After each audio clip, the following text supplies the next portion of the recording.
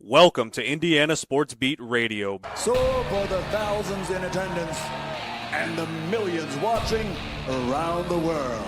It's time! Three on the way. Oh! It went in! It went in! And Indiana wins the ball game! Know your role and shut your mouth, you jabroni! Float game for the win! Ayla's gone. Goodbye. Touchdown, Indy. Woo! IU. America. They got a football team now. It's pretty simple. I win. Google me. You know that I'm the cream of the crop. Now, here's Jim Coyle. Hello, everybody. Welcome aboard. Glad to have you on this Tuesday. Appreciate you being with us. Indiana Sports Beat Radio. Jim Coyle with you. And always visit by our good friend Mike DeCourcy from the Sporting News and the Big Ten Network. How are you, sir? I am well. How are you? I'm fine. How are things over in Pittsburgh? He moved back over to Pittsburgh when did you move back over there? It's almost been 2 years now. Really? It was right after the 2024 Final Four. Wow. How much fun has it been being back in your neck of the woods? It's been great. It wasn't really planned this way, but the house we bought is literally 2.5 miles from where my brother lives. So that's been very nice. And my family, of both my wife's and my family, I have 4 siblings. She has 2 living. And of all them combined, only one of them lives out of the area. He and his family live in North Carolina. So that's it. Everybody else is here. So it's been great. My sister, in fact, lived in Carolina.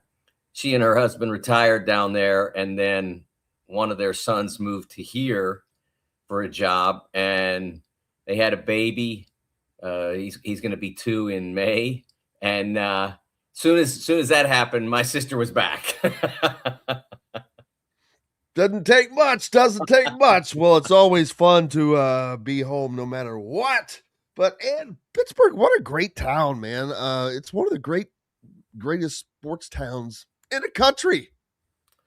I'll tell you this. I say this all the time, that if you're a fan of another baseball team aside from the Pirates and you want to have a great weekend baseball well, that's true too. But if you want to have a great I'm a Reds fan. What am I saying? Well, that could, we have gone to a few Reds games here, but what I was going to say is that if you want a great weekend baseball trip, if your team happens to be in town, or maybe you can take a couple days off, they happen to be here Monday, Tuesday, Wednesday, whatever.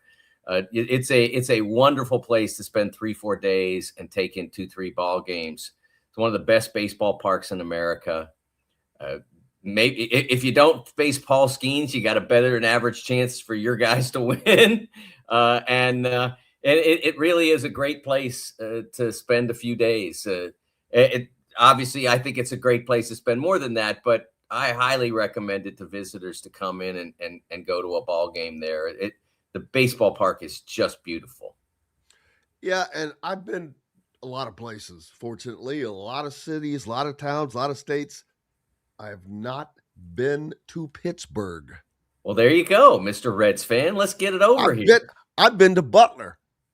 As a matter of fact, I had a rodeo there. I think it was at the grounds where Trump's deal took place. Wow. In Butler. Because when I was watching it, I was like, I think that's where we were. That's crazy. But yeah, fun stuff, man. Life takes you all around. Hey, basketball, Michigan, likely the number 1 team while they're sitting there as Arizona took that loss. But I think that they might be the best team in the country, period, right now. I'll tell you what they have that I really like is, first of all, they have a terrific starting lineup. I'm still in terms of the ability to be a championship point guard, I still want to see more from Elliot Cadeau. I still want to see more consistency, more direction. But he has shown me more than I was worried that he had. He has played well, don't get me wrong, but in terms of winning it. But what I think they have, if not a championship point guard, is the deepest point guard position in college basketball, because I think LJ Kaysen is terrific. I think he is outstanding. And you saw that a week ago when Elliott was playing very poorly. The rest of the Wolverines were following along at Northwestern. They fell into a double-digit hole. I don't know what the number got to, but it was it was well into the teens. And he just Dusty May just said, okay, I got another guy. And he played LJ Kaysen the rest of the game. I think Elliott sat there again, double-digit minutes watching LJ play. And LJ just took the game over, and he and Yexel Lendeborg carried them to victory. And to be able to have that, as well as Trey McKinney coming off the bench, you wonder, like, everybody's got to have pros, right? We've talked about this a lot. And not only do they have Yexel Lendeborg, who will be a first-round pick, but I think Trey McKinney will be at a future date as well. I'd be surprised if he went into this year's draft because it's so deep, and because if he remains in college, he goes from one of the deepest drafts in NBA history to a draft that will be borderline bereft, depending on what's coming from Europe. I mean, there'll still be some good players here, but not like this. And so I would think that Trey McKinney would stick around for another year. I think that'd be the prudent move. But having those two guys coming off the bench, and then Roddy Gale as well. I mean, who's got that bench? That bench, give him a couple of front court guys, and they'd be a top 25 team. That group would be. That's a heck of a bench. They've got a heck of a team. I love their team. I really do. And I love what he's got going there. I just think that they're fun to watch. And I call him Lunder Cyborg. That dude, he is just, wow. You look at him like, okay. I'm like, yeah, that's whatever you want to do, man. Tough to guard, but fun. And college basketball, just fun. The Big 12. How about the Big 12? The Big 12 is, I love, second year in a row, football, basketball. The Big 12 is like, yeah, there's no such thing as the Big 2. It's not the SEC and the Big 10, baby. The Big 12 does not allow that to happen, because every year, both football and basketball, they've got teams to reckon with.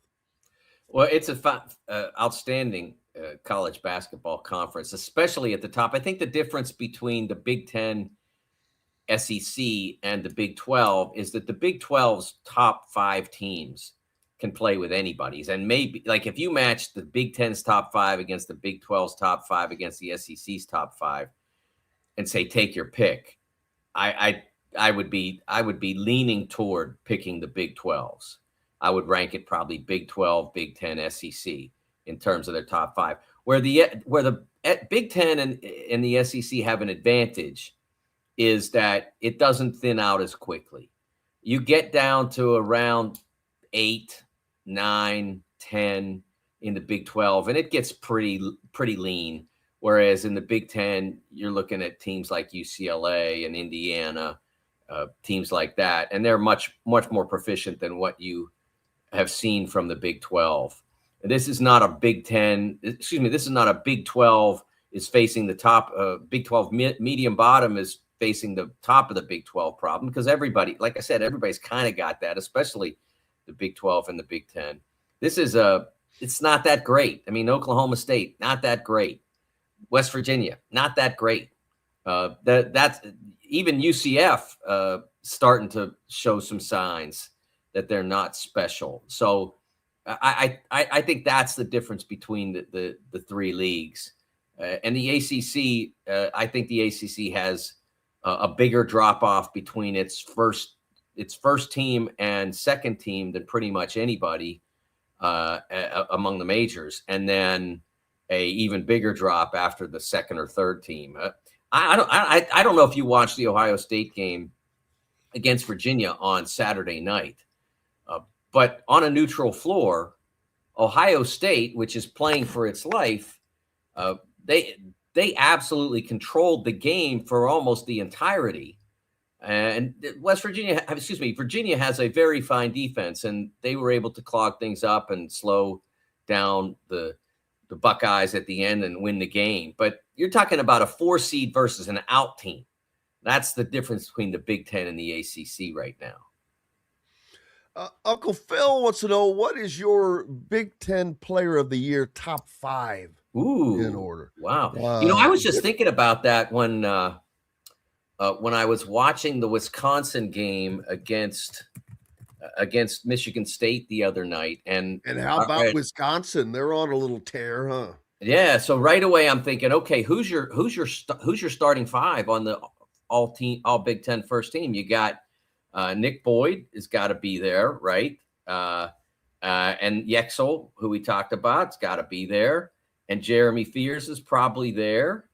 And then you've got Braden leading the world in assists. And then who's the 5th?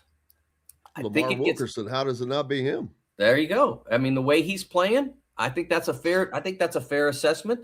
But it's not easy to pick that team because there are a lot of terrific players, and obviously, as I said, a lot of outstanding teams. I thought at one point that Rink Mast would be on that team. Bennett Sturts did not have a great weekend, and Iowa has struggled against the better teams in the league, so I'm not sure that he would make it. But then wait, we forgot one.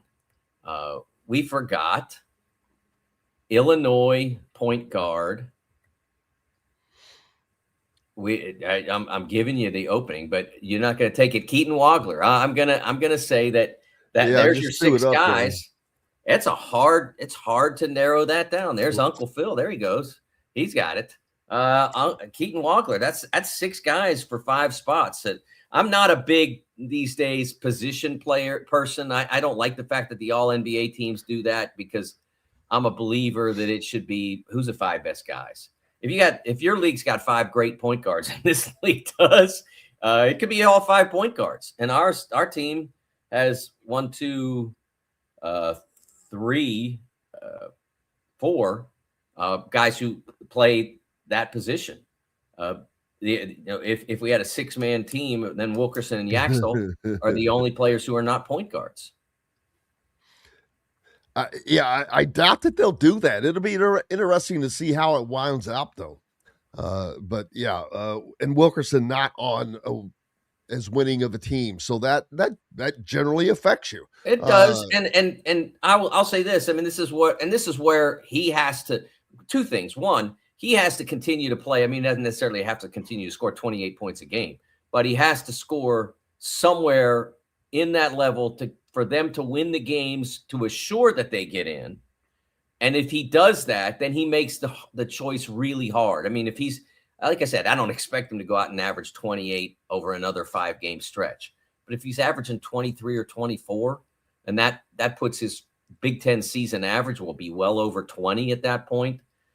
It's hard to leave him off at that point, because then he'll have done the work to put Indiana in the Big Ten. Indiana in the NCAAs. Brian says that Nick Martinelli's at 22 points a game, while Wilkerson is just at 21. That's amazing. Well, Nick's a terrific player and a great scorer, but there's a big difference between those 2 players. One of them is playing on a team that is fighting for an NCAA tournament spot, and the other's on a team that is struggling to win a game. Yeah, and I agree with that. The Big Ten right now, looking at what I think 10 teams getting in. What I have, yes. Yeah, that's what I figured. I think Ohio State is going to be the odd man out, but they have a chance to fight for that last spot, and Indiana ends the season at Ohio State. I don't think a loss to them was going to kick them out. I don't think that Indiana can do much, to be honest with you. I think that they're pretty much stuck as a 10, and I think that they are better off as a 10 seed than moving up to a 9. They'd have to knock off. I think they'd have to knock off Michigan State to even have a chance of moving up to the 9, which you don't want that. Stay at the 10. That's true. Although there's not a huge difference between the 1s and the 2s this year. The 2s are pretty stout. Yeah, definitely. For Indiana, you're hoping to get the lower end of the 2s, right. And or maybe drop to an 11 and get to the seriously, you're better off. You're threading a very thin line there. Remember, there's only 2 spots on the 11 line, as I have it structured, and as I think most others do. There's only 2 spots on the 11 line that don't require you to play an extra game. So that's a really thin line you're threading. You're right. It is. If you could sign up for that, okay, I'm going to be the standalone 11. Yeah, absolutely. Because there is a difference between the 2s and the 3s. The 3s are great, but they're not extraordinary, elite, whatever. They can be on a given day. I mean, I think if you look at it, like I have Kansas as a 3 this time around, and I have Illinois as a 3, which obviously Indiana wouldn't play. But Vanderbilt, I think you'd take that. I mean, Vandy's really good, but I think you'd feel good about that. And then Nebraska, of course, again, they couldn't play them. But there is a difference between those 2s and 3s right now.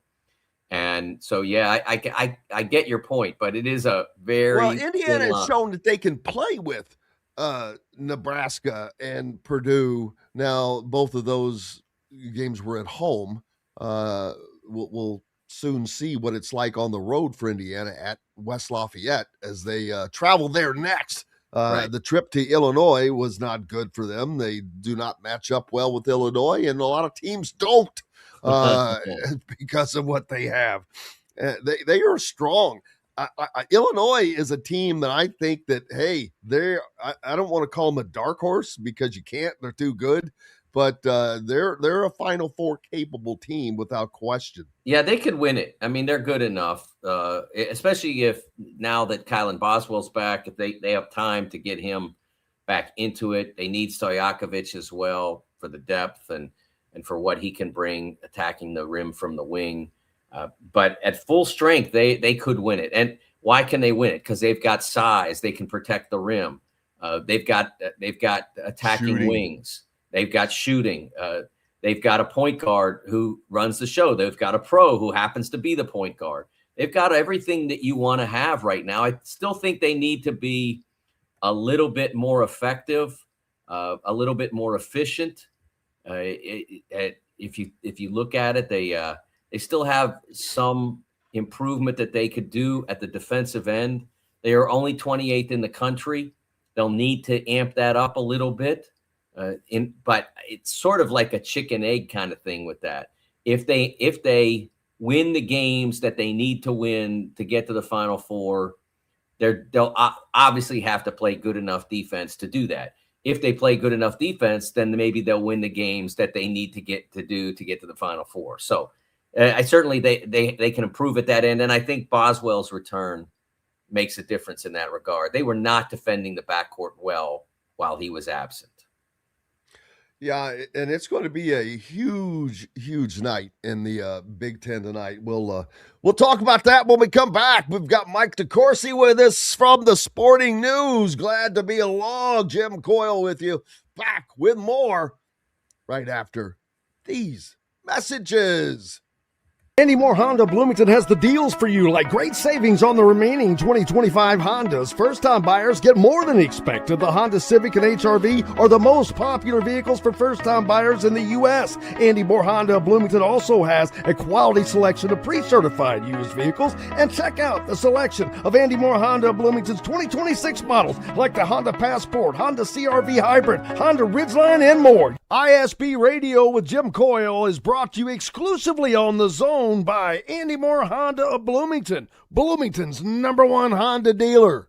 If you're looking for a new home in the Indianapolis area, you need Cheryl Sizemore from Brick and Ivy Realty. Cheryl Sizemore has over 2 decades of experience, and that could be the difference in getting the home you want in today's tough housing market. Reach out to Cheryl at CherylSizemore@gmail.com or 317-701-0838. That's 317-701-0838. Let Cheryl Sizemore sell or find your new home today. Zach Browning here to tell you about an offer you simply can't pass up. If you're looking for the best coverage of Indiana football and basketball, which includes recruiting, weekly chats, podcasts, as well as access to the best national team out there, then look no further than thehoosier.com.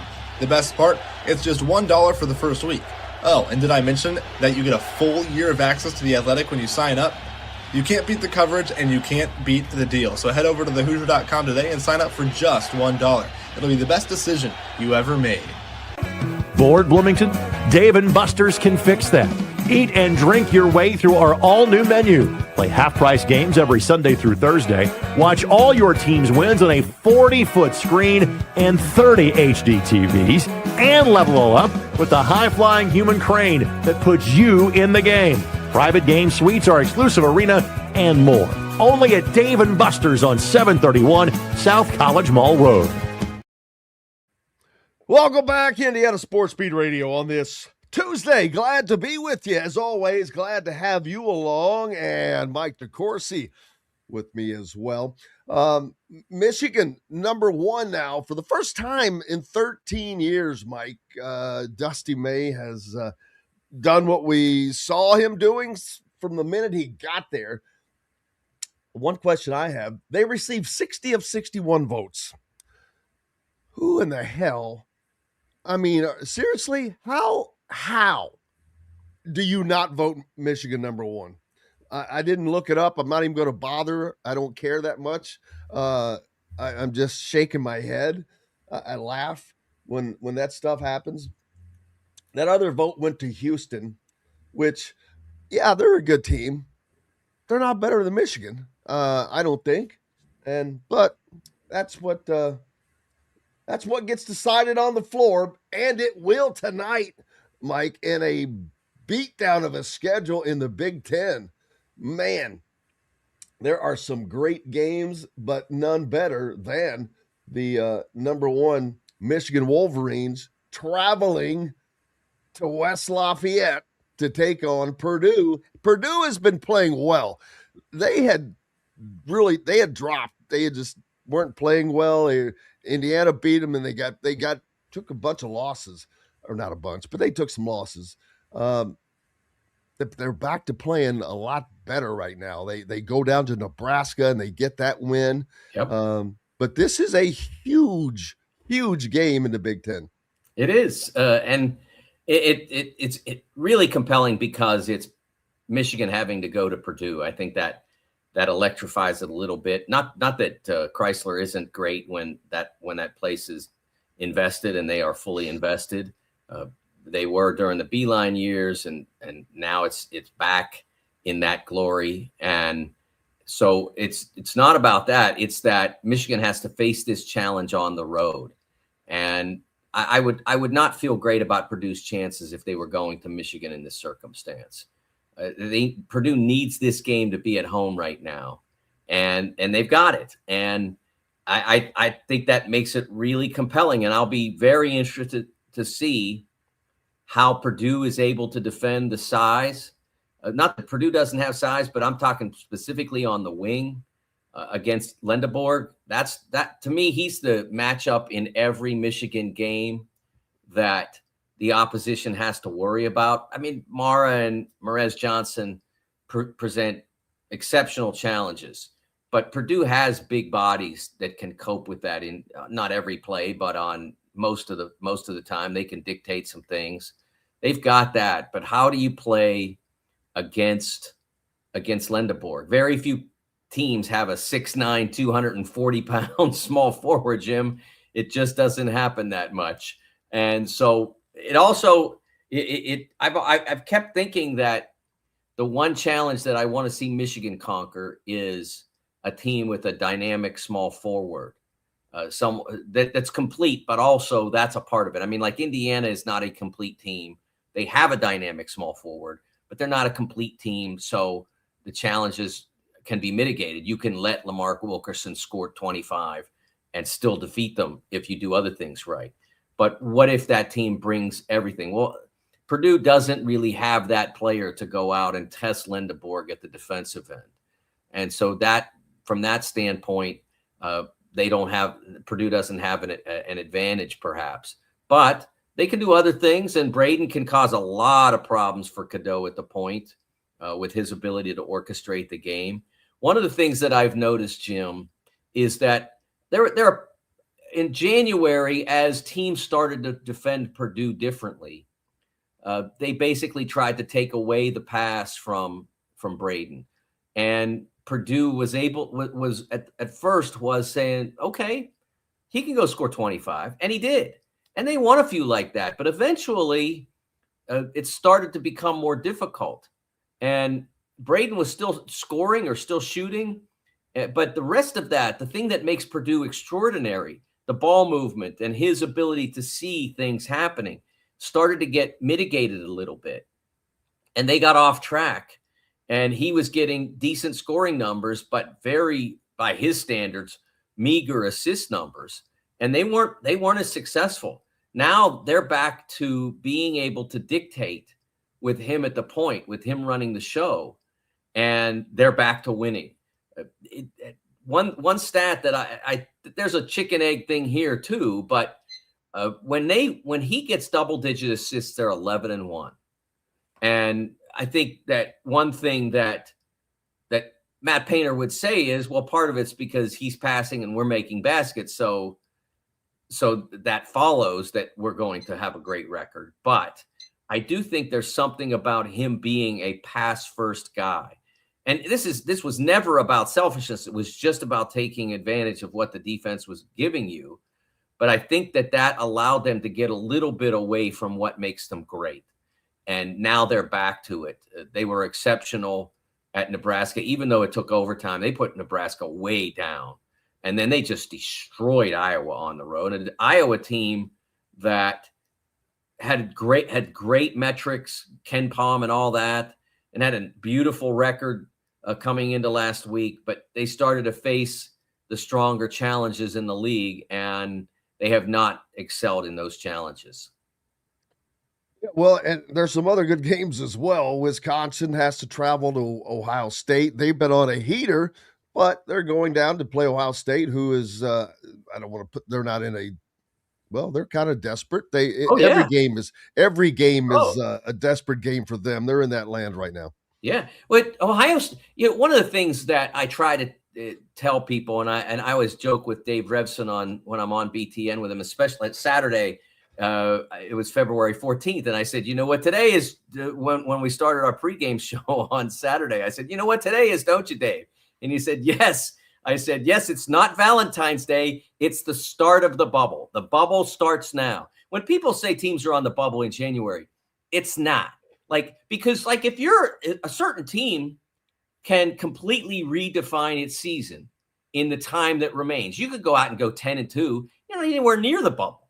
If you are on the bubble, if you are not fully in the field, clearly in the field, like somebody that's a 7 or 8 seed, when you're a 7 or 8 seed, what do you got? 15, 16 teams behind you. If you're not there and your games start to dwindle, your opportunities to get yourself into that position are dwindling. That's why Ohio State is about as bubbly a team as we have in college basketball, because missing the opportunity on Saturday night against Virginia on a neutral floor, a game in which they led for most of the time, missing that opportunity just shrinks it that much more. And so now you got Wisconsin at home, and you got Indiana at home later, and there's some difficult games in between there. They have some more challenges, and some of them are probably a little bit out of reach for them. I mean, they have to go to Michigan State and Iowa, and they have Purdue at home. So this game tonight is just enormous for the Buckeyes. If they lose this one, I mean, the dream starts to slip further and further out of sight. And you could say, well, what they would have to do then is win like 4 of their final 5 or something like that. But they've never shown they're capable of that. They've shown they're capable of beating North Carolina. They just didn't do it. They've shown they're capable of beating Virginia. They just didn't do it. They've shown this over and over. And the only NCAA tournament team they've defeated so far is USC at home, which they did a week ago. And that's why they have to take some inspiration from that and apply it to Wisconsin. But you've seen Wisconsin lately. You saw what they did Friday night to Michigan State. That'll be a heck of a challenge for the Buckeyes tonight.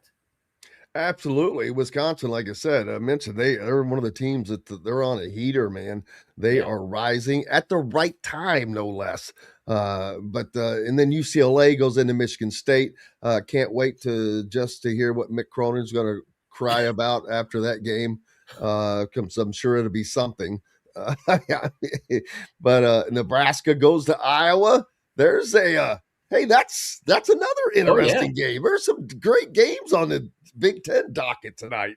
I mean, man, Nebraska is pretty damn good, but Iowa also. This is a great opportunity for the Hawkeyes. Well, if Iowa has to look at it like if they don't get this one done, that'd be the second big opponent they had in their gym in a row. If they don't get that done, then they're basically 8, 9, 10 and never getting out of there. And not without the possibility they continue to lose, that they could fall out of the field. But if they get this one, the question about them getting in is ended. And then it's just a question of can they get a decent seed? Can they get out of the 8-9 game? I think their metrics are really good, but their record is not. They don't have the achievement that would be necessary to get out of the 8-9 range. They've been hanging around 8-9 for me almost the entire time I've been doing the brackets, just waiting. Okay, when you play Purdue, how do you do? Not very well. Okay, now we'll give you Nebraska. How do you do tonight? I think that's a really interesting question for them. Yeah, just so many good games on the slate. Minnesota and Oregon, baby, the 2 last worst teams in the league. But you know what? I bet you that ends up being a hell of a game. I'm serious, because Minnesota plays hard. Yes. Oregon, it's Oregon. They're at home. They've played better lately because of Nate Biddle returning. They're still injured. Jackson Shellstad hasn't played in a while. Biddle's returned. He's been very good since he returned. They played much better. They nearly beat Purdue. Then they didn't play as well in the second game, but then they won over the weekend. So there's some life there. I don't know where it takes them, but they could finish the season on an attractive note, let's say, rather than just continue to play toward the bottom of the league. Yeah, and Indiana, I think that I said this before and I'll say it again. They just have to play par golf the rest of the year. Their metrics are they're like in the top 35 with KenPom and the net rankings and virtually everything. So that puts them, if you do the math, it puts them at the 9-10 seed area. And it is what it is. And there's just nothing that's going to change greatly. So they're kind of locked into that little slot. I think that what could change for them is if they take all their home games and then they win the Ohio State game on the road. So I'm not asking them to do anything that they kind of haven't done before. They've beaten Purdue at home. They could beat Michigan State at home. They certainly have every reason to believe they would beat Northwestern and Minnesota at home. So even if they did not win Friday against Purdue, if they could take the next 3 and then go into Ohio State on the last day, again, I mean, you're right. Well, what's the reward? What's the reward? The reward would probably be playing in an 8-9 game. Yes, probably. Yes. More than want that. Yeah. So, but the reward is you play to win the game, I guess. And it is. You're right. It is. There is a lot of value in finishing in that 11 or 10 area. But hey, one thing that you can say is you don't want to leave any questions. Because sometimes you don't want to leave it in somebody else's hands. Yeah, the committee very rarely misses, Jim, But there is Is always Bubba Cunningham still on the committee? no, I think he's done. So that'll make you feel better. But you don't have to worry because Carolina is solidly in, so you don't have to worry about that.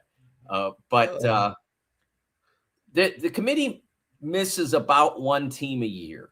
It makes a strange choice with about one team a year, because like every year that I can remember, there is a team that everybody that does this, what I do for Fox, people who do it, like Delphi Bracketology, our friends from there, they do it and they do it well. What Joe does at ESPN, etc. All of us together will have one team, or we'll be weighted toward one team, and the committee picks another. It's happened almost every year. A year ago, it was West Virginia that nearly the entire bracket matrix had in. They did not get in. The Carolina Blue, with the chairman of the selection committee, not expected to get in, but they did get in. So it's usually about one a year. So what I'm saying about the reason I bring that up is if you're Indiana, you don't want to be anywhere near that possibility. You want to win, get yourself away from that, even if it puts you in an 8-9 game, take your best shot. Indiana's not winning the national championship this year in both football and basketball this year. They've already got a pretty good trophy that they won a month ago. But if you get the experience of playing in the NCAA tournament, and you get that experience of even playing a 1 seed, you can continue to establish what you want your program to be.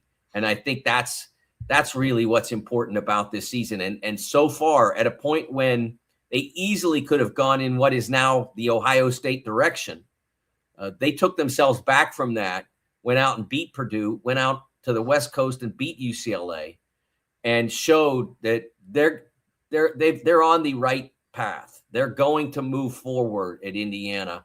They've got an idea, they've got a style, they've got a coach, and now they just have to get some more talent in the next year or two. Yeah, I agree with all of that. That the Indiana team just making the tournament when you've only made the tournament 2 out of the last 9 years. Yeah, making the tournament is a big freaking deal. And it's embarrassing to say that about. I would not have. If you'd asked me how many, I would not have guessed that. I will say it's unbelievable. It is truly embarrassing for a program like that. They should be embarrassed. I mean, it is embarrassing, and there's no reason for it. But looks like they have it turned in the right direction. They just have to continue to build on that. But yeah, making the tournament. I don't care if it is a 9, 10, or 11 seed. It's an accomplishment because they haven't done it, which is a sad case. But well, I need to take a break. I've only got a few minutes left in the hour. Can you hang it for a few more minutes? I am tied up. Got to go. Big Ten getting the national championship, getting off that schneid. Boy, a lot of pressure on those teams that are good to do that. Yeah, I hear it all the time. It's never been something that I've considered to be really. I think it's something that fans of other conferences use against the Big Ten. I've seen how close they've come on so many occasions, and so I don't look at them as a deficient league. I don't think that there have been many occasions in that stretch when they had the best team and didn't win it. They had opportunities. 05 Illinois was great. If they had more size on that team, they would have been the best team, but they didn't have more size. Roger Powell was 6'6". Augustine was 6'8", maybe. And then Augustine got into foul trouble, and then where do they go? And then you look at Michigan in 12. Should have won. You saw last night how much difference a blown call can make. That kick ball for Houston last night, they were up 8 and were going to have the ball because of Joseph Tugler's great defensive ability. And the ref missed the call, called it a kick, and it went off his hand, and it didn't hit the foot of the other player. So they gave the ball to Houston, and they stick a 3, and all of a sudden it's a different. Excuse me, they gave the ball to Iowa State, stick a 3, and all of a sudden it's a different game. Same thing with Trey Burke blocking Peyton Siva on the break, one of the great defensive plays in NCAA final history, except it was called a foul. So just things happen. I don't know. I know this. Michigan's not going to care about that. If they get there and they're in that 40 minutes, they're not going to care about that. They're going to care about, this is our shot. This is our one shot. We're never going to be this team again. Yaks will be off to the pros. Some of those guys are seniors running out of eligibility. They'll never be that team again. This is their one shot. That's what they're going to care about if they get there. So I don't think that they'll look at it as pressure. I think the league, it's a conversation piece, but to me, it's not a defining thing for anybody that gets there. Mike DeCourcy from the Sporting News and the Big Ten Network. Mike, where can they find your bracket analyst work? Yeah, the bracket will drop today. I will retweet it, but you can also find it on the Fox Sports socials at CBB on Fox, Instagram, Twitter. It's Facebook. They might have a different handle on one of the others. And I will be on the Big Today program at noon talking about my bracket. And I will be on FS1 tonight on our pregame show at 6 o'clock. Channel 219 on DirecTV. Not sure what it is for everybody else, but FS1. And then, of course, every day I try to produce some content for the Sporting News. At TSN Mike, you can find all of that, or sportingnews.com. Plenty of content to keep you busy throughout this college basketball season. Mike, thank you, sir, as always. Thanks, Greatly Jim. appreciate you. We've got more coming up. Jim Coyle back with more right after these messages. Indiana football accomplished what no other team ever has. Big Ten, Rose Bowl, Peach Bowl, and CFP national champions. The Hoosiers have etched their name into the history books as the first 16-0 team in the modern era. A limited edition of only 5,000 commemorative national championship footballs has been released. 3 full panels embossed and stamped with every championship logo and fully licensed. Get your piece of history today at NicoSports.com. That's NicoSports.com. Andy Moore Honda Bloomington has the deals for you, like great savings on the remaining 2025 Hondas. First-time buyers get more than expected. The Honda Civic and HR-V are the most popular vehicles for first-time buyers in the U.S. Andy Moore Honda Bloomington also has a quality selection of pre-certified used vehicles. And check out the selection of Andy Moore Honda Bloomington's 2026 models, like the Honda Passport, Honda CR-V Hybrid, Honda Ridgeline, and more. ISB Radio with Jim Coyle is brought to you exclusively on The Zone by Andy Moore Honda of Bloomington, Bloomington's #1 Honda dealer. If you're looking for a new home in the Indianapolis area, you need Cheryl Sizemore from Brick and Ivy Realty. Cheryl Sizemore has over 2 decades of experience, and that could be the difference in getting the home you want in today's tough housing market. Reach out to Cheryl at CherylSizemore@gmail.com or 317-701-0838. That's 317-701-0838. Let Cheryl Sizemore sell or find your new home today. Zach Browning here to tell you about an offer you simply can't pass up. If you're looking for the best coverage of Indiana football and basketball, which includes recruiting, weekly chats, podcasts, as well as access to the best national team out there, then look no further than thehoosier.com. The best part, it's just $1 for the first week. Oh, and did I mention that you get a full year of access to The Athletic when you sign up? You can't beat the coverage, and you can't beat the deal. So head over to thehoosier.com today and sign up for just $1. It'll be the best decision you ever made. Bored, Bloomington? Dave and Buster's can fix that. Eat and drink your way through our all-new menu. Play half-price games every Sunday through Thursday. Watch all your team's wins on a 40-foot screen and 30 HD TVs. And level all up with the high-flying human crane that puts you in the game. Private game suites, our exclusive arena, and more. Only at Dave & Buster's on 731 South College Mall Road. Welcome back, Indiana Sports Beat Radio on this Tuesday. Looking forward to J.D. Campbell joining us today. And I believe Derek Elston will be in Campbell's corner. But appreciate you guys being with us on this Tuesday. I looked out and the snow's gone except for the mounds. just the mounds around the parking lot. But it's all but gone. The weather's rising, the temperatures are rising, and it's a good thing. I'll go ahead and bring JD in with us. JD, I've only got a couple minutes here before the hour ends and we go to the next one. But how has your week been, man? Man, it was great. What do you think about buying Joe Madden glasses? They look good to me. Yeah, I had to get some new ones because these are my Joe Maddens, and people can comment on what they like. I have to wear these when I coach, and then these are the ones my wife likes. Oh, yeah. Well, see, those are just cleaner looking.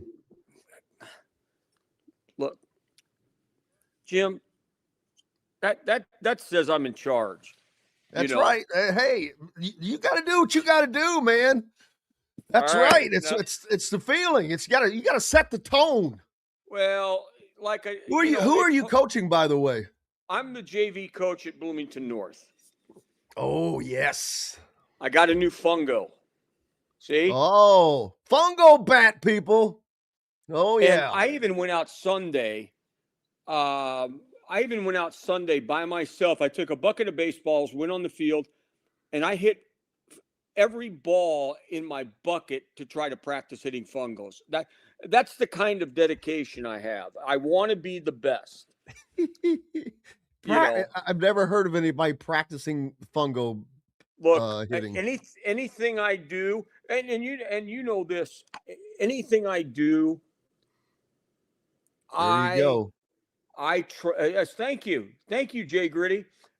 Everything I do, I want to get there really early. Like there's nothing like the peace and quiet for me of sitting at the press table at Assembly Hall when nobody's there.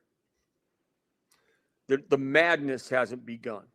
Oh, I can imagine that just because of knowing what is going to happen. Yes. Sitting there in that quiet, knowing what it's going to be like in 2 hours or whatever, the unbelievable difference. For those of you that maybe grew up in the 70s and 80s, look at this bat. Oh, he's got him a nice Easton bat for those. The green Easton, and they remodeled the this is the replica of the famous bat that changed college baseball and high school baseball, because now they come out with new designs every year, and before they had the same bat designs for 11 years. All right, we got to stay on time here, and so I got to take a quick break, and we'll be back with J.D. Campbell and more after these messages. Andy Moore Honda Bloomington has the deals for you, like great savings on the remaining 2025 Hondas. First-time buyers get more than expected. The Honda Civic and HR-V are the most popular vehicles for first-time buyers in the U.S. Andy Moore Honda Bloomington also has a quality selection of pre-certified used vehicles, and check out the selection of Andy Moore Honda Bloomington's 2026 models, like the Honda Passport, Honda CR-V Hybrid, Honda Ridgeline, and more. ISB Radio with Jim Coyle is brought to you exclusively on The Zone by Andy Moore Honda of Bloomington, Bloomington's #1 Honda dealer.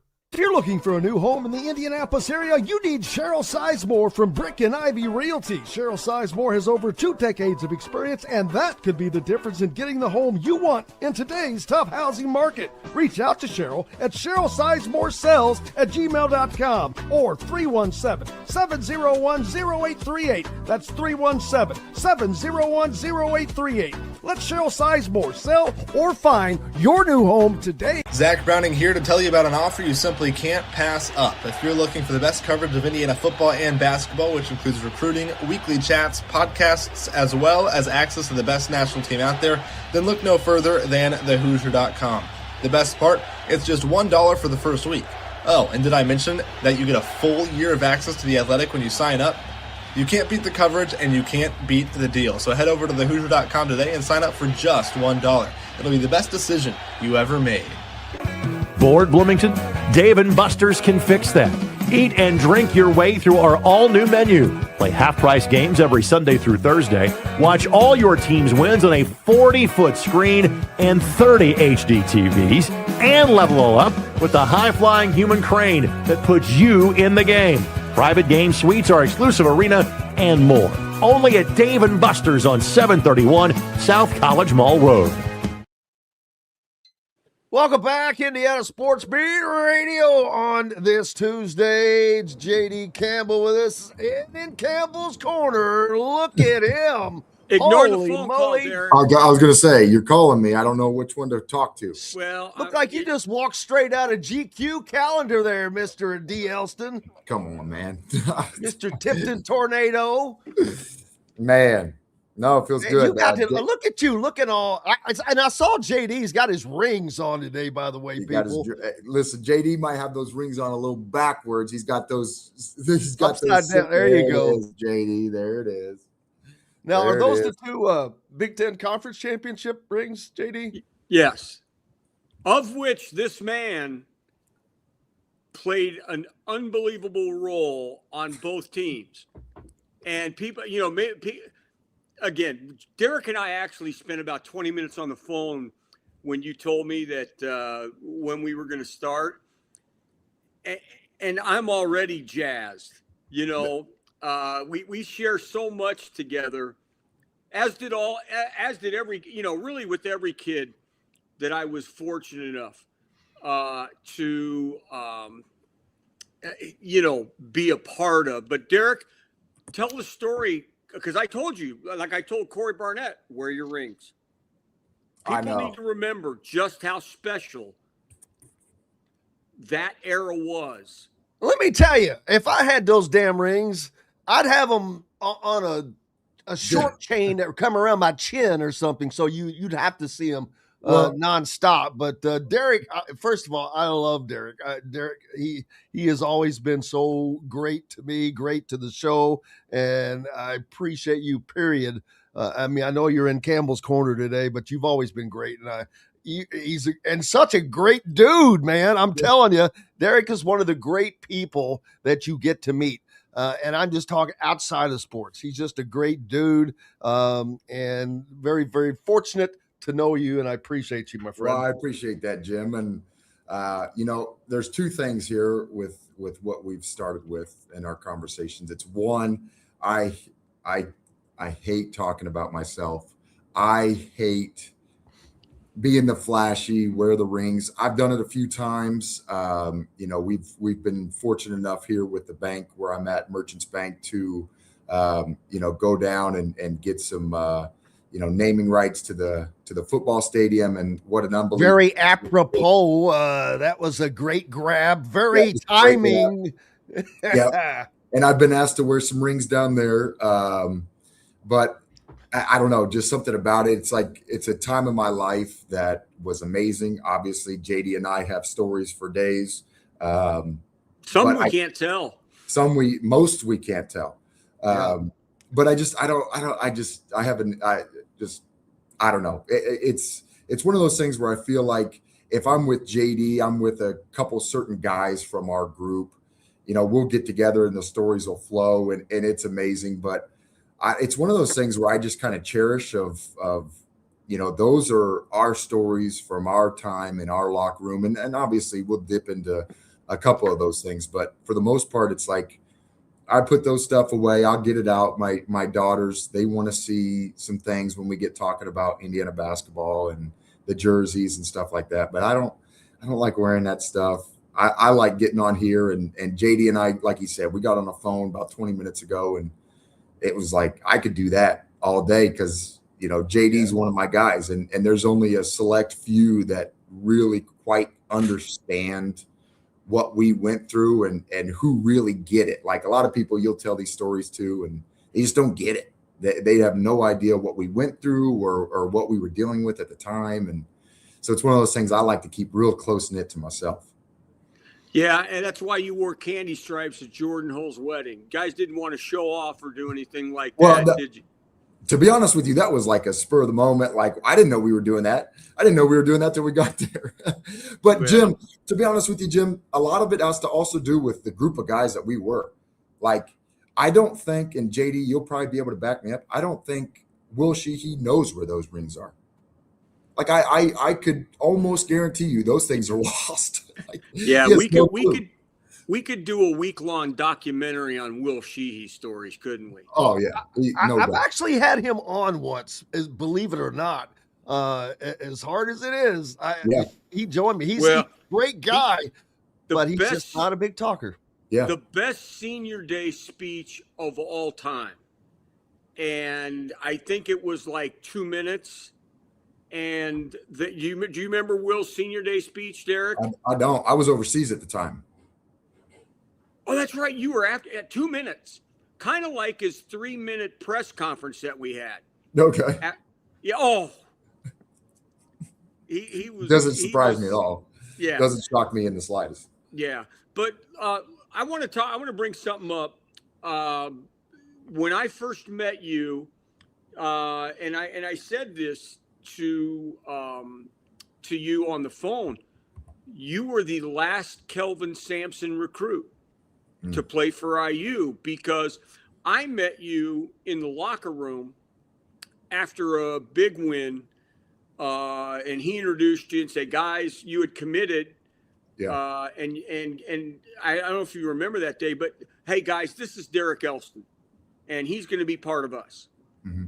And then I know there was a lot of upheaval, and the staffs changing, and yet you still in today's day and age, maybe like Trent Sisley did, guys keeping their commitment because they want to be a Hoosier.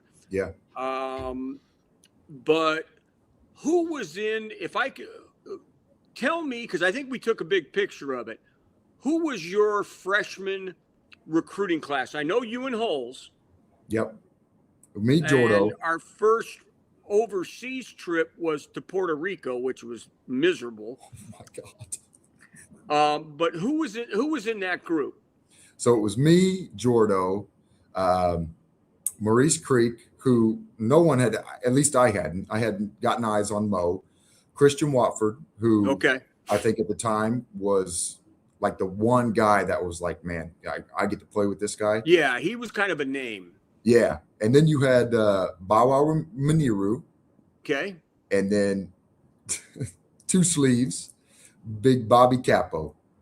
Capo, we call him two sleeves. He went to Valpo and just kind of lost his mind. He started wearing sleeves. He got this long hair. It's like, damn, this is what college basketball looks like outside of IU right now. Hey, he's a fitness freak now. Oh yeah, I know. Oh yeah, he's I follow him. Yeah, yeah, it's funny. He's in Colorado, and he was a great kid. He was kind of a stretch guy. Oh yeah, that you had hoped, but again, the whole thing at the time that I think that was really taxing on everybody mentally is I think, at least from an Indiana perspective, you were expected to come in and be the Fab Five. Every recruiting class was. It is actually funny, JD, because when we, years later now, and there's times where we get together, certain instances where a core group will get back together and we'll tell those stories. And Tom Pritchard is one to say, when you guys came in, it was Coach Crean saying to that previous crew of like, we're not worried about you anymore. We got Derek coming in. We got Bobby coming in. Like, you guys are old news. These guys are going to take your spots.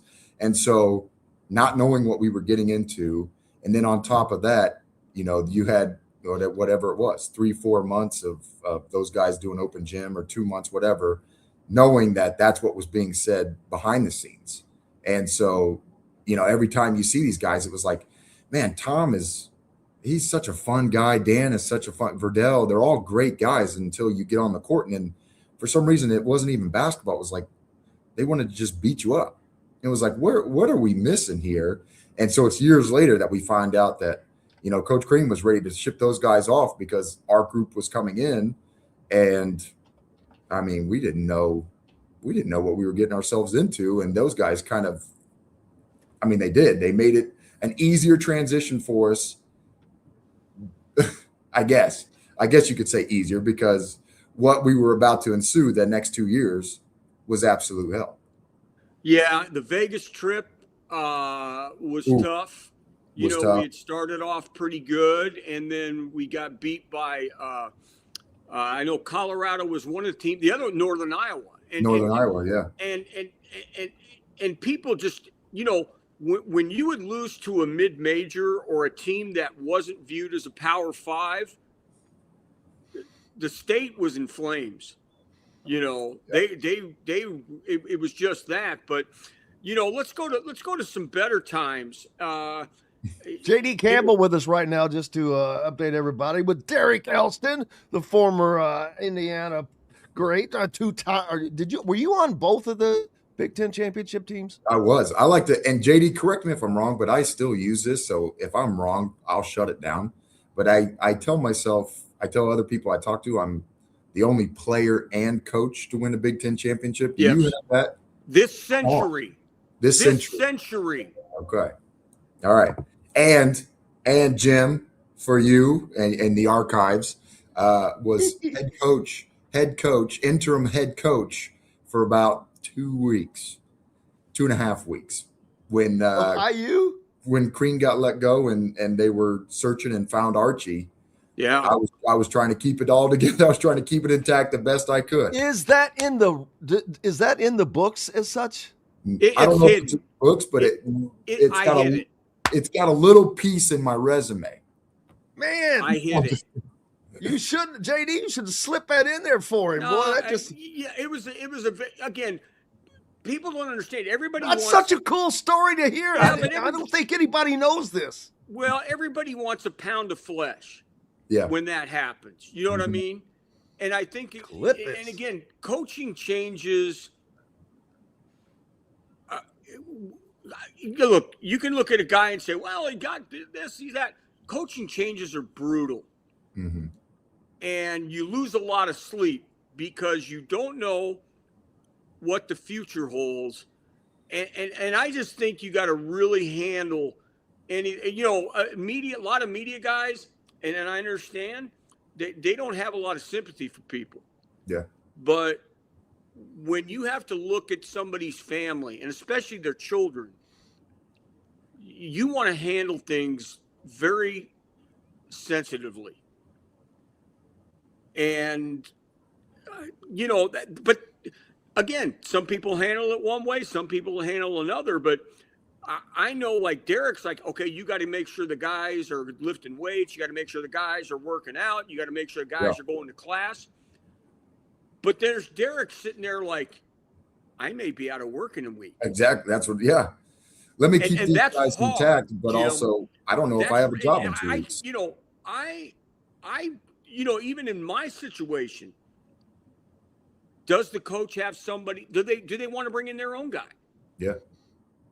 Because now it's all a matter of trust and developing trust with the head coach. Is very critical. I always viewed myself, I was like a Secret Service. Yeah. Whoever was the coach, I had to protect. Yeah. You know, I had to take the bullet. And Derek and I endured a lot of bullets over the years, none bigger than the 2013 Big Ten Media Day that we just talked about. Yeah. Yeah. So let me give you the story. We're number 1 in the country. Okay. You want a little trivia question? Name the one player that never went to Big Ten Media Day in his career. Can you guess that, Jim? Jordan Hulse. Jordan Hulse was Victor Oladipo. I'm just going crazy. So yeah, I know. No, I know. But on the plane now, Tom was extremely loyal to his seniors and his leaders, and we took a plane the night before Media Day because Coach had a meeting. The Big Ten coaches were meeting, I think, at Morton's there in Chicago. Well, it was my job to take care of the players. And I had Derek, Jordy, Watford, and Zeller on a plane. And I made my assistant, Nate Weekers, drive up. So we had a car to get everybody around. Yep. And we landed and our cell phones came up, and Derek, his wonderful mother, put out that, did you tear a meniscus? What was that happened on there? Yeah. So I had torn my meniscus. Geez, what was that? That was right. So we do the Midnight Madness, and it wasn't like the other tear because I had done it before in high school. This was just more of like, man, I'm not moving as well. I'm guarding Cody, and I think I'm doing a pretty good job. I just am not moving well. My knee looks like it's pretty filled up. So maybe I tweaked something. There was no pain to it. I mean, I kept going. And then after that, I'm back in Timmy G's office with my mom. And I think it was Dr. Rink or Dr. Allfeld. Somebody put a needle in my knee and said, hey, if we pull this out and it's bloody, we got an issue. And we pulled it out and it was clear fluid. And okay, what's this mean? You might have just tweaked something. Knee kind of blew up again. Let's give it a day or two and let's get back to it. And so they were going to do their own thing. I was kind of out of the loop what was going on. As soon as they drained my knee, I felt perfectly fine. I remember we went to Applebee's. We always went to Applebee's after when my parents were in town. And so I didn't think anything of it. So now jump forward to, I'm here with JD on this plane, and Coach Crean comes back, and I'm thinking, all right, well, this is like one of the, few times that, it wasn't like a stressed out moment. And I got the message probably right before we took off. And I just told Christian. I was sitting in the locker room and I was like, damn, see what they told me I just tore my meniscus. And C was like, are you kidding me? I was devastated. And so we hopped on a plane. And I don't even remember telling my mom. I swear. Don't remember. I don't know who did. Maybe it was me. I've lived 30 lives since then. But Coach Green comes back to the plane. He's like, who did you talk to about your knee? And I said, Christian, right beside me. This is everywhere. Everybody's got this. And I think it was you, JD. Correct me if I'm wrong, but like there was like an investigation into how this got out. And it was like, I don't know, IU Mom 32 or whatever my mom had as a username for Peegs at the time, had been putting it out. I think, JD, I think that's how it went. But yeah, that was my job. My mom had spoiled the surprise. Yeah, so that was fun. One of my reconnaissance jobs, because again, Jim, you know this, how tight-lipped I was, and how we taught the players, hey, you don't tell anybody. And if a guy's injured, don't tell your not the person that's injured's family, but don't call your family, because the parents, everybody's pretty close. Yeah. Just, hey, shut up. Yeah. It's usually a dad that will do this, not a mom. No, my mom was way too into it. I mean, she was invested. Look, That's moms great. are That's the ones awesome. moms are the ones you got to really have a great relationship with, as Derek can attest to in the role he was in, because, again, the investment that people make in the travel and getting them to different AAU events and all those things, man, it's a lot different than in my era when you didn't even tell your parents sometimes where you were playing because it was your thing. Yeah. And sometimes, most of the time, parents didn't even care to go because they were too busy working and they were tired. They didn't want to go see you play. That's your deal. Yeah, no kidding. But now, obviously, it's very different. But anyway, to finish the story, I had booked us in the wrong hotel. We had driven to the Marriott where the Big Ten Media Day was to find out there were no rooms in our name and it was sold out. And I had booked it at the other Marriott by the hotel. So you can imagine how happy people were with that. And usually I always took the players out to a very nice restaurant. We were going to Gibson's by O'Hare. Well, the players and my assistant, Nate Weekers, got to go to Gibson's. I didn't, because I had to smooth over things. And Tom was fantastic. You know, he understood, and it was great. But then the next day at media day, all Derek's getting asked about is his knee. Yeah. And we never discussed injuries. Right.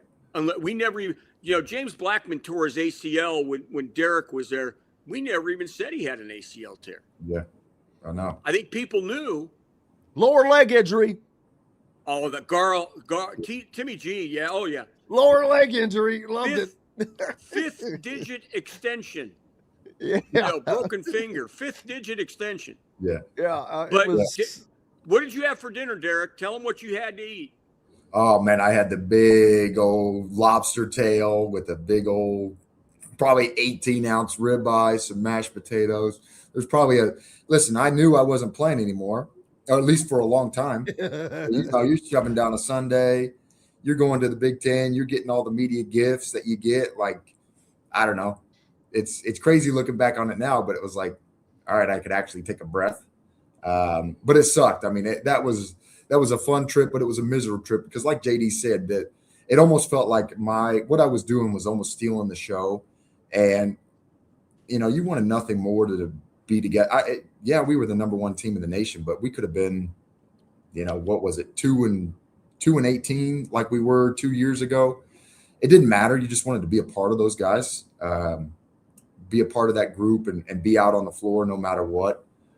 So that one was a tough time for me for sure. I didn't let that. I heard quite a bit leading up to that, and then after that, it was just an unfortunate time for me. It was an unfortunate time for the team because we were really good, and I thought I was going to be an integral piece in that. And I busted my butt to get back, but nothing. Hell, I'm still not the same from that. So, just unfortunate. Great Derek Elston with us right now, former IU basketball player, interim basketball coach, and much more. He's in Campbell's corner. We've got more coming up right after these messages. Indiana football accomplished what no other team ever has. Big Ten, Rose Bowl, Peach Bowl, and CFP national champions. The Hoosiers have etched their name into the history books as the first 16-0 team in the modern era. A limited edition of only 5,000 commemorative national championship footballs has been released. 3 full panels embossed and stamped with every championship logo and fully licensed. Get your piece of history today at NICOsports.com. That's NICOsports.com. The ISC Sports Network is your home for sports content across the Hoosier State. Find us live on TV and streaming or archived on our website and our app. The ISC is your one-stop shop for the content you want to see, including high school sports, college sports, and other great events throughout the year. Subscribe to our streaming service and get access to it all.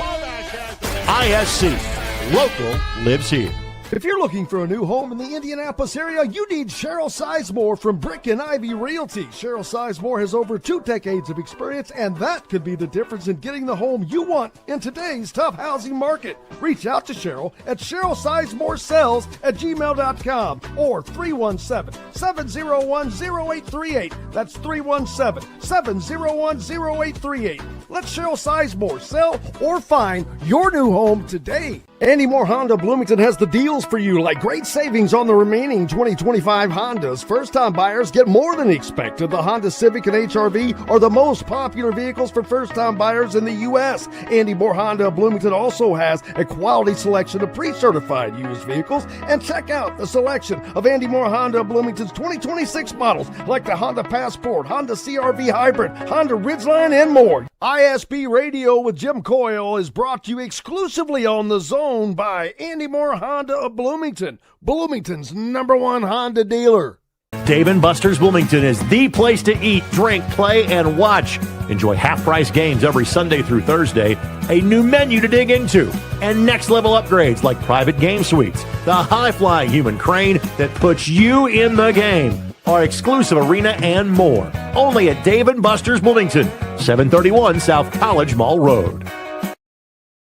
Welcome back, Indiana Sports Beat Radio on this Tuesday. Jim Coyle with you as always, and it is time for Campbell's Corner. J.D. Campbell and his special guest, Derek Elston, big man from Tipton, Indiana. Appreciate you being with us, both of you as always, but especially you, Derek. Been with us before, and man, great stories. JD, you know them better than I do, so you take it over. Here's another. I'm going to give you more knowledge today. Can you name the first player transaction for the NBA Indiana Pacers? George McGinnis. I would guess George McGinnis. Daryl Elston, Derek's father. Wow, I did not know that. See, that I get up every time I do this. I get up at 4 a.m. because my cat wakes me up because she wants to go out, and I don't. It doesn't. I'm sleeping much better now that I'd keep that cat up later. No, man. Hey, you know what? I'm sleeping so much better now that I'm coaching because I'm tired. I come home, take a shower, and I hit.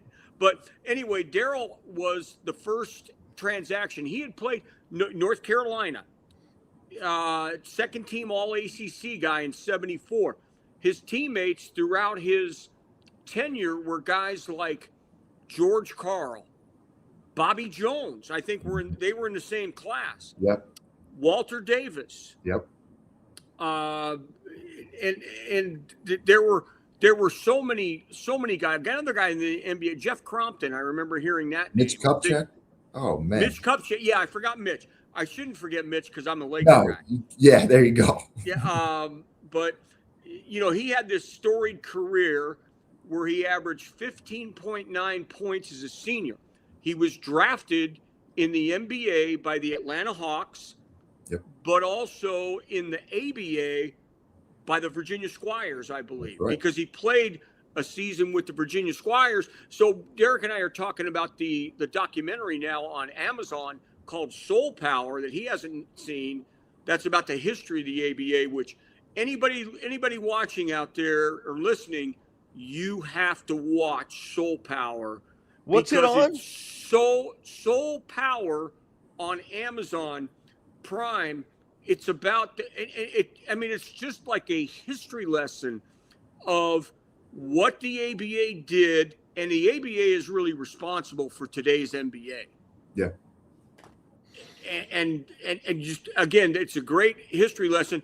But Derek,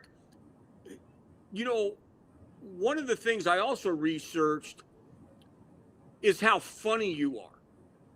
And how that was brought up as a reason why you were one of those guys. It said on Cody Zeller's recruiting trip, you were the guy that could make him laugh. Yeah. I can still make Cody laugh. Yeah, always make Cody laugh.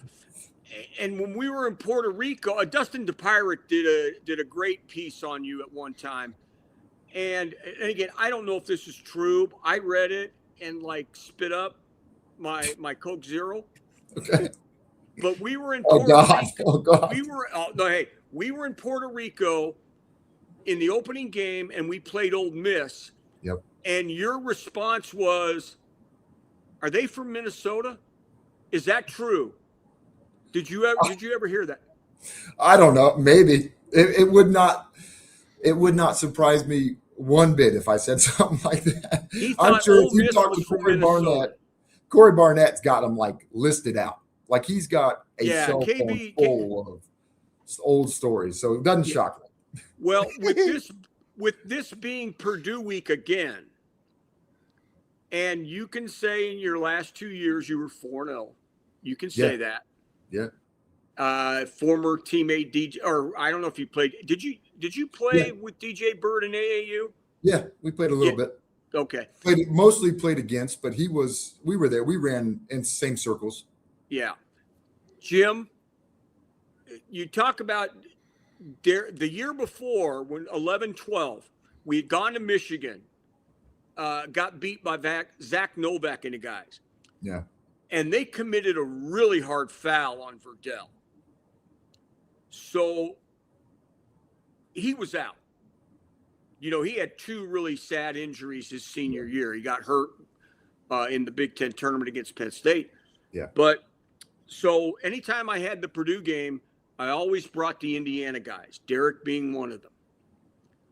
And he gets up at the press conference and someone asked a question and they said, well, Derek, what do you think? And he goes, well, I know we won't have Verdell. He let everybody know that he knows it. See, he's laughing. I know exactly where I was sitting.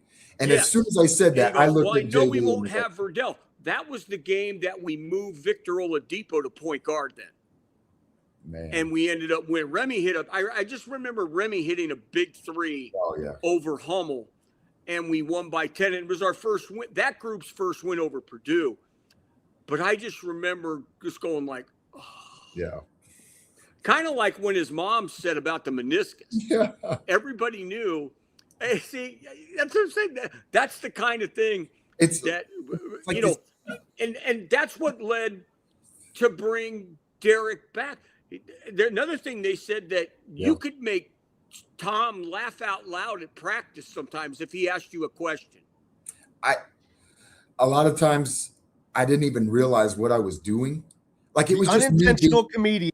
Yeah, it was just me being me. And like it's almost like I cannot believe you would do that. I didn't know what I was doing. Like I'm not even, I wouldn't think.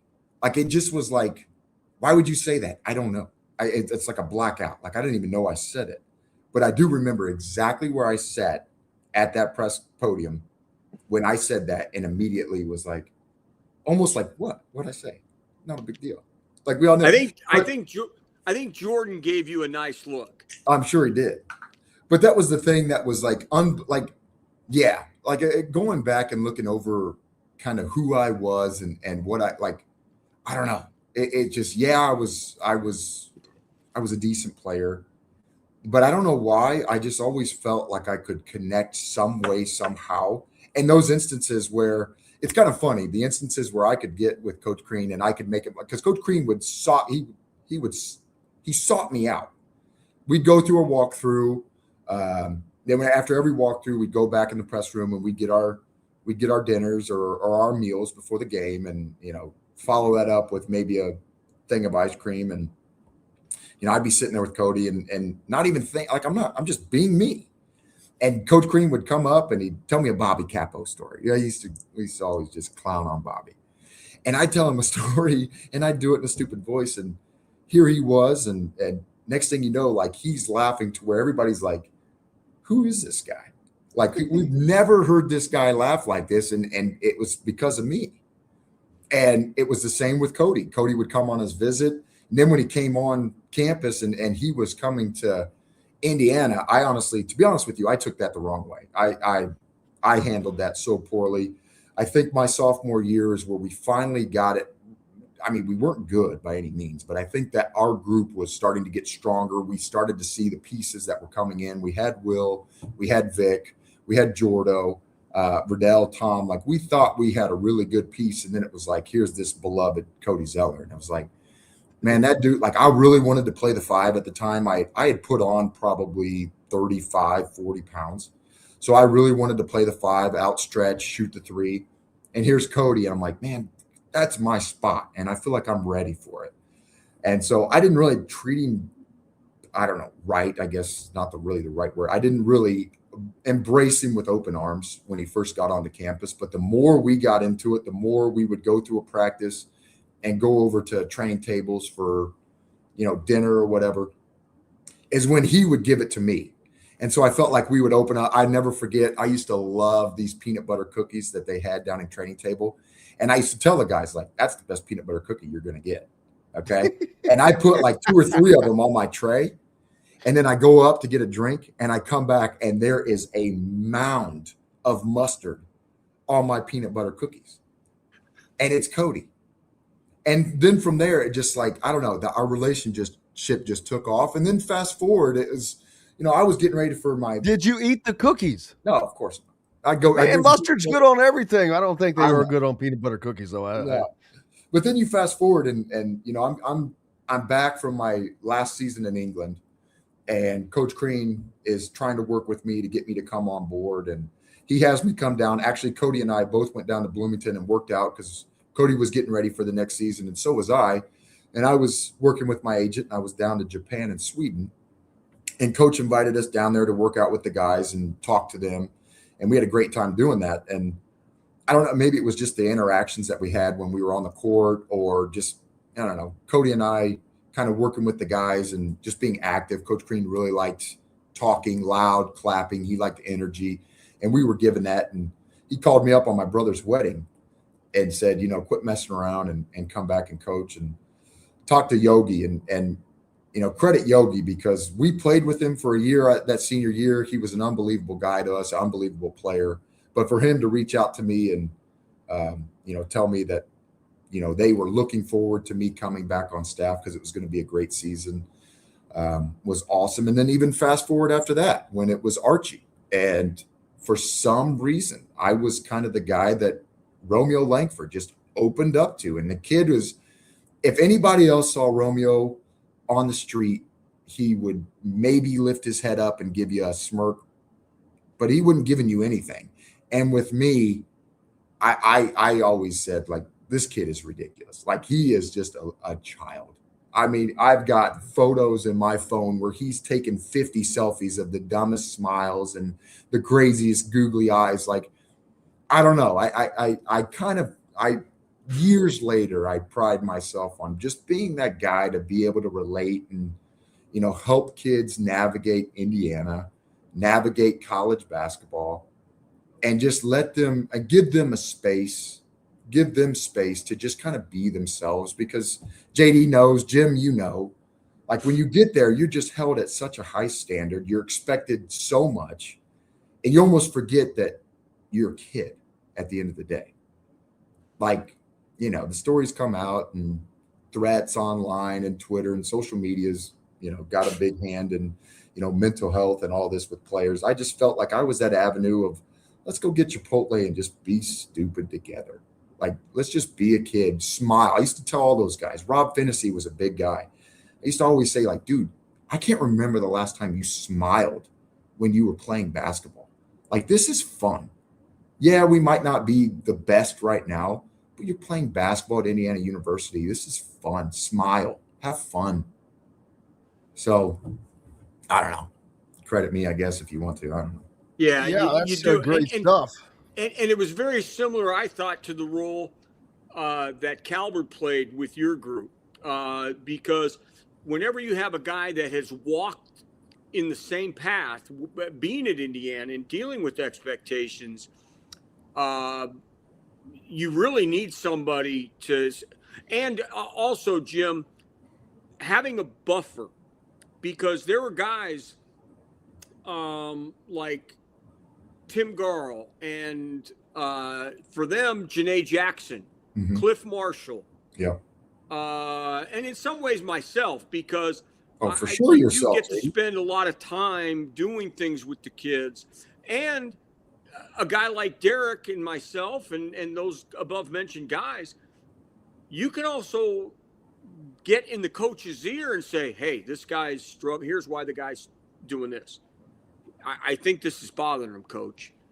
And so you have to have those people in your program to be loyal. I will say this. It's better to tell people what they need to know and not what they want to hear. Yeah. You have to have guys who are honest. Yeah. And sometimes you're not going to agree.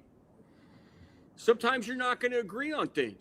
But if you don't have people around you that are honest with you, you're paid to make the big decisions, and I respect that. And anytime that I gave my opinion on things to anybody, I never held it against anybody if they didn't agree with me.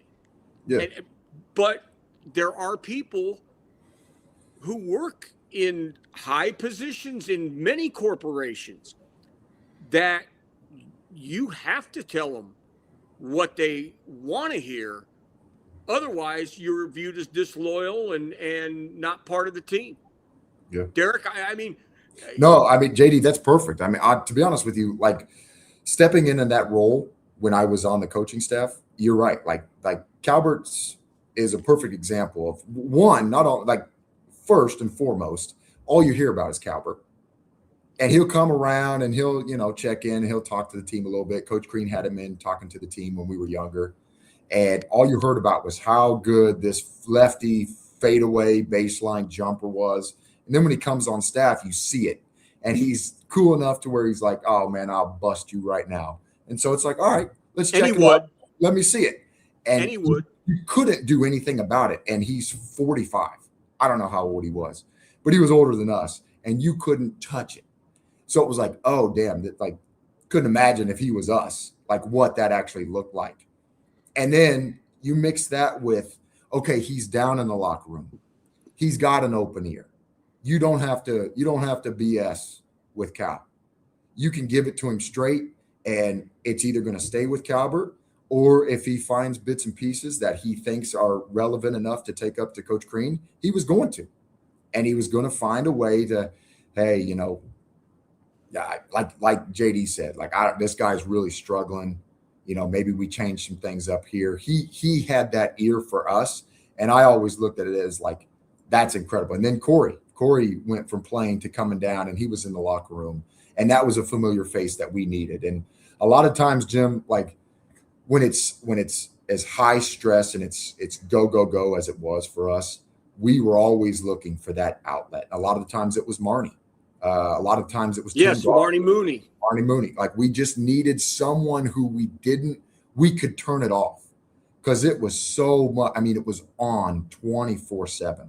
So you're just looking for these little pockets with people who are that close to you that see what you're going through.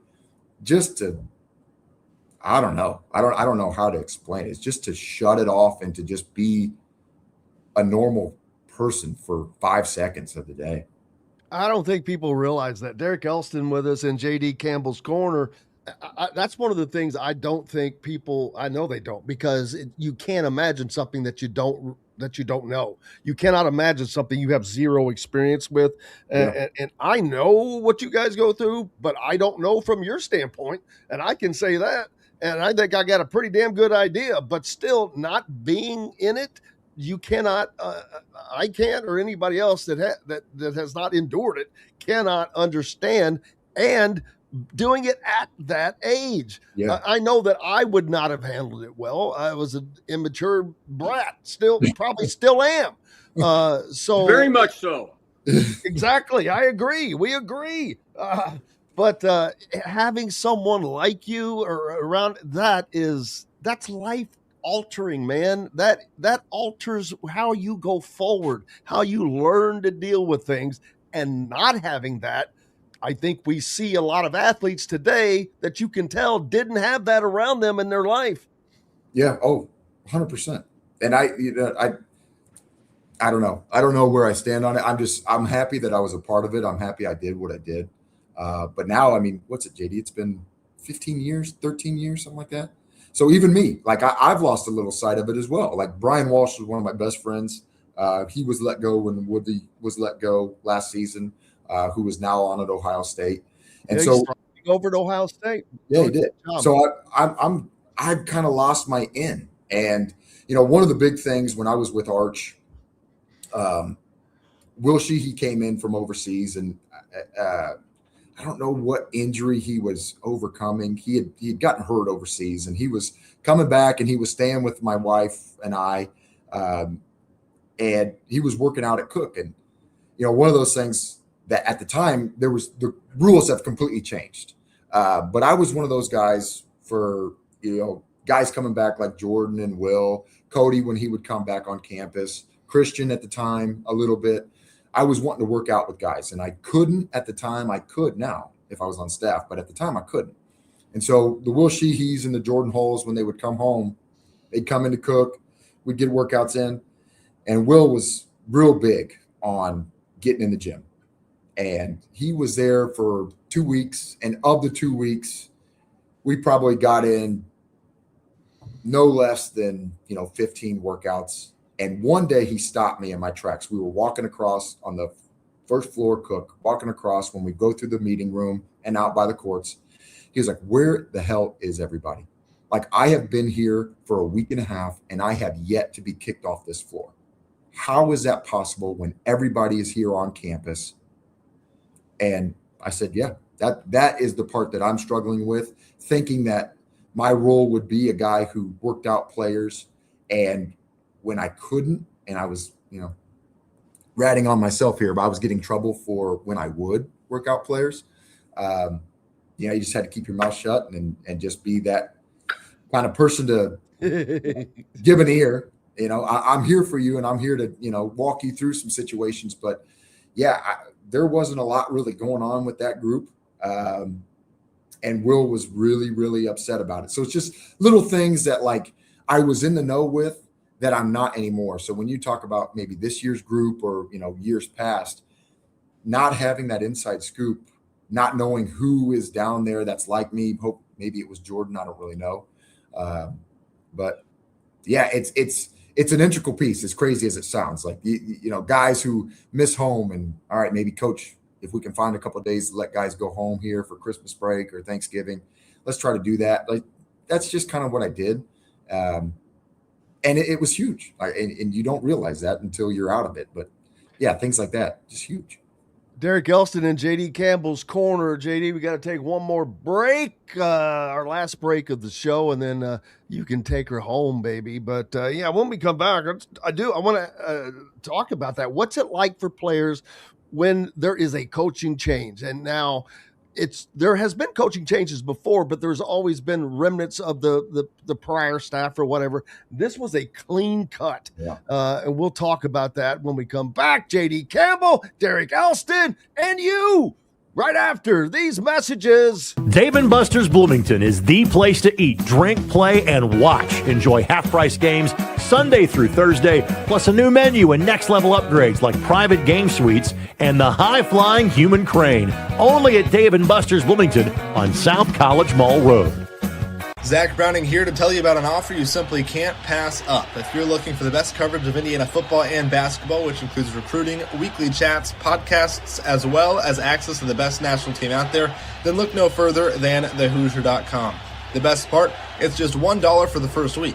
Oh, and did I mention that you get a full year of access to The Athletic when you sign up? You can't beat the coverage and you can't beat the deal. So head over to thehoosier.com today and sign up for just $1.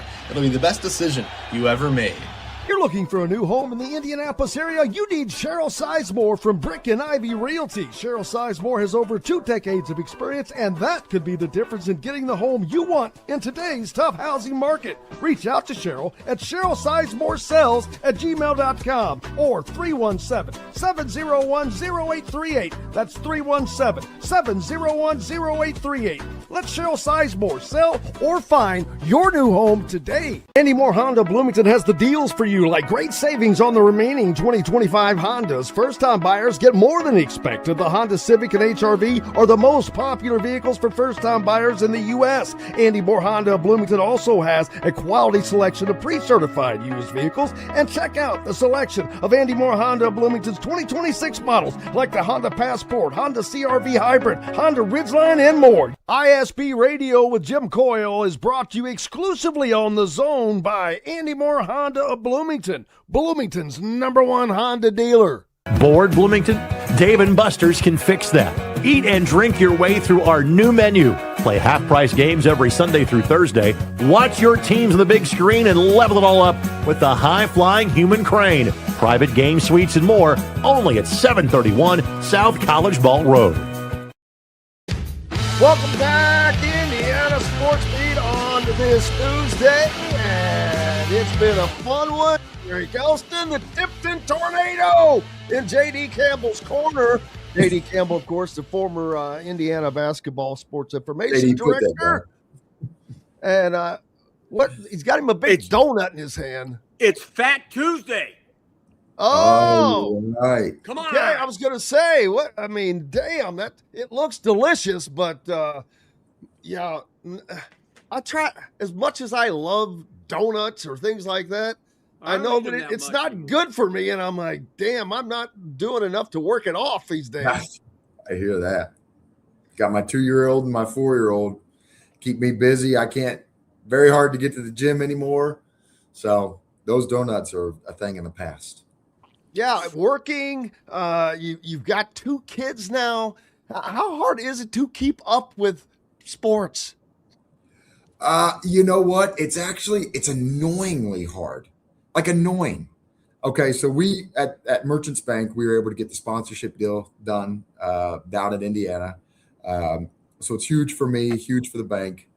And we get down there, we got the girls dressed up. We were actually on vacation when we got the deal done. So next weekend we come back, we get the girls all dressed up in their cheerleading outfits, and we've got the suite on the field, and it's awesome. And they just wanted no part of it until we left, is when they felt like excited, like, oh my gosh, we did that. And now you turn it on TV, nothing goes on the TV outside of Bluey, like cute, something kitten superheroes. I don't even know this stuff anymore. Disney movies, like if there's anything outside of sports on, or if there's anything sports on outside of like Disney and all these little shows, they want no part of it. And it's like, come on, you guys. But they all chant the Hoosier song. They love it until you actually turn it on. Then they want no part of it. It's so annoying. So annoying. Mr. Donut Man? Yes. So yes. Did you just have the one donut handy, or did you go out and buy? There's 2 more. There's 2 more. My wife went out and got them. And my wife is the best. Carrie, we're going to be 40 years. And by the way, congratulations. Derek, please tell Caroline Carrie says hello. Oh, absolutely. I went to South Bend on Saturday, and I drove up to see my 2 granddaughters, 2 years old and now about 3 months. And I brought my baseball glove and a wiffle ball. Of course you did. And she has a glove because her dad wants her to, do whatever she wants, but he's pushing sports. So I have a video that I'll send both of you of her and I playing catch with the wiffle ball, and it was awesome. But then I had a friend who works for Notre Dame. Pretty damn cold. Wasn't it pretty cold in South Bend? I was wearing shorts and a T-shirt. That didn't answer my question. You're nuts. JD's the Terminator. It was not cold. He's not human. Yeah, I know. All I was doing was walking in the mall. Okay. Oh, I thought you were talking about playing wiffle ball outside. No. We were in the house. Come on, you can't get out. Yeah, I mean, we were in the house. I didn't think so, but you're crazy. So yeah. But no, and Jim, to talk a little bit about what you're talking about with coaching changes, it's always a difficult because coaches, they're trying to win and build a program, and that's really what they should be focusing on. But it's keeping the family together, and we are all family. Mm-hmm. We are family here at IU. It's of uber importance, I think. I mean, I don't care what program it is. You need to see a united front always. And there's nothing that they're fighting for, but you want to see them together. You want to see that they're still coming back. Seeing former players come back is a big deal for fans. They really like that. And especially guys like yourself or anybody from the winning teams. I mean, you guys were on some great teams, and but they love them all, and that's the great thing about being a former player. You should get to come back and enjoy being feted and enjoy that. I mean, it's a remarkable thing to have achieved in the first damn place. Yeah, honestly, Jim. To be honest, JD and I, when we talked before I got on the show, we talked about a little bit of my time in Malta, and when I was over there first year. I went over there I was super excited, ready to go get a first year under my belt playing overseas. Wanted to see if I could do it still, see if I could still play, if my knee was going to hold up. But honestly, because of overseas basketball, for anybody listening who may be wanting to do that, you have so much time on your hands. Okay. So much time, couple of 2-a-days, but for the most part, you're a professional and you're getting paid to play basketball. So you're going to work out, you're going to practice, you're going to take care of your body. You might practice again, but you just have all the free time in the world. I remember sitting on my bed when I was in Malta thinking, like, I cannot wait to watch me some Indiana basketball. Like, I can't wait. You got Will, Jeff, Austin, a couple of my guys, Taylor Ware. Then you got this new crop that's come in and we had just went from dumpster to diamond. Okay. And so I'm laying in my bed. I've got my laptop on. I'm ready to watch me some Indiana basketball. And you were just like, wow, like what happened? What happened to what we had just let? And I think I tweeted about it. I think Verdell tweeted about it. Coach Crean actually had me come back. That's one of the things that we talked about. I put out a tweet that was like, man, it's just like throughout the season, I was just like, man, what we had done in the beginning to get this thing back on track, to just kind of see it fall off.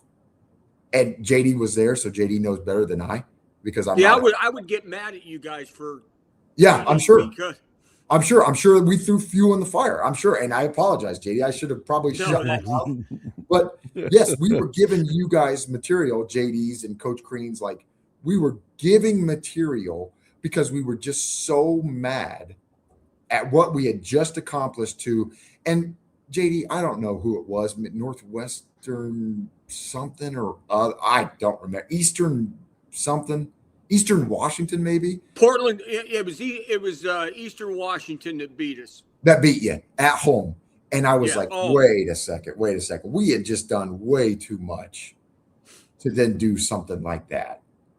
And that's where I was like, all right, I want to come back. I want to talk to the guys because you just don't understand. And I couldn't. I was overseas. But I put a tweet out there that probably screwed you, JD, and I apologize. But it was like, damn, man, we have just worked. I mean, we have literally broken our bodies to get this thing back on track. And then it was just right away, just boop. And I was like, wait a second, that